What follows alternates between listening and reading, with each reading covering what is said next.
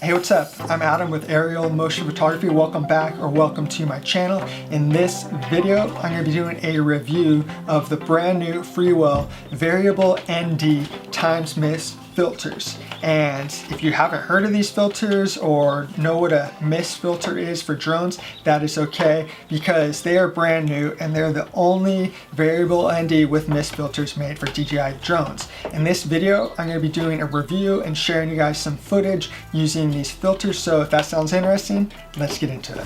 If you're new to ND filters, what they do is they just block out some sunlight. They're like sunglasses for your drone.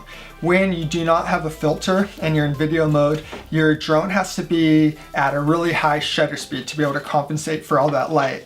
But when the shutter speed is really high, it can make the footage look choppy and kind of not as natural. And that's because with your normal eyes that you watch things with in real life, we have like a motion blur. And what that kind of means is things move, and it's not like, if you take a snapshot of it, you won't see like a perfect hand. You'll see kind of like a little bit of a blur of a hand. And that's what you want to go with if you want to get that cinematic feel to it and kind of make things look more natural. So with the Variable ND filter, it's really cool. It has these different notches, and there's two different filters. One's with a 1 through a 5, and then another is a 6 through a 9. These numbers correspond to the strength of the filter. It starts out at ND4 and then it doubles along the way. So a 4, 8, 16, and a 32. And then the other filter goes from a 64 all the way to a 512. So it pretty much covers every single kind of lighting conditions you'd ever need. I've never had to use anything like a 512 at all, but I guess it's cool to be able to have that option. So if you guys want to see the footage and what I think about these filters, let's get into it. So I filmed this in downtown Kansas City, starting out with the iconic Western Auto sign. Let's pause it right here and check out the colors. So in real life, these brick buildings, the red was a lot more bright and darker. With this filter, it gives it kind of more of a rusty look to it. And then if we look at the sky, so that day the sky was really blue. With this filter, it gives it kind of more of a muted, softer look. And I think they really complement each other. Rotating around this sign quickly, I did this so I could pause it and then we could look at the lines to see if there's some motion blur or if everything was really sharp. It looks like it has some motion blur and it's doing what it's meant to be doing. Continuing flying around with more of a wider shot. So let's look at these colors from a different angle. The brick buildings have that rustier look just like before.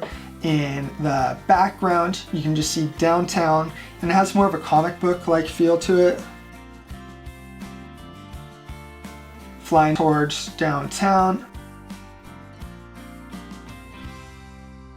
Here I am spinning around the convention center. In real life, this building is really bright gray, and going along with the mist look, it's more kind of muted and has that cinematic look that we're going for.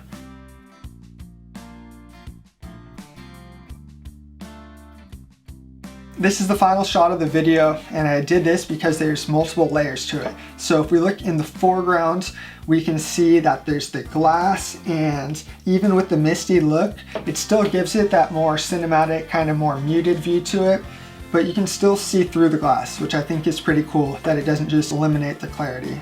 After using this filter and looking at the footage, these are my final thoughts. So I think with the ND filter with the mist, it's a really good combination. This is my first time ever using a variable ND filter, so I was really impressed that there wasn't any like vignetting or any kind of color cast that I noticed. Another thing that I really like is just the ability to be more creative. And usually with drones and just my photography in general, I like everything kind of be like bright and bold. So bright blue sky, you know, really nice looking water, green grass.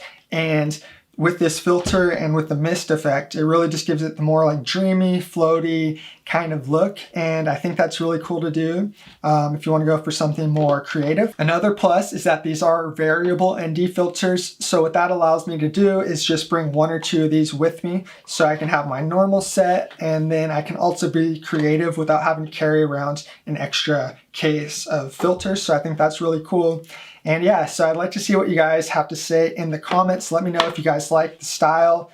if you like the footage. Also, I wanted to make sure that I added that footage came from the DJI Fly app, AirDrop to my computer. So when you're looking at the footage and the quality, just remember that it's in 1080p and it didn't come from the SD card. It just came straight from the app onto my computer. And that's gonna wrap up this video. If you found it entertaining or educational, give it a big thumbs up. Thank you, that means a lot to me. Subscribe down below if you wanna see more videos like these, and then check those notifications to be notified when I upload my newest videos.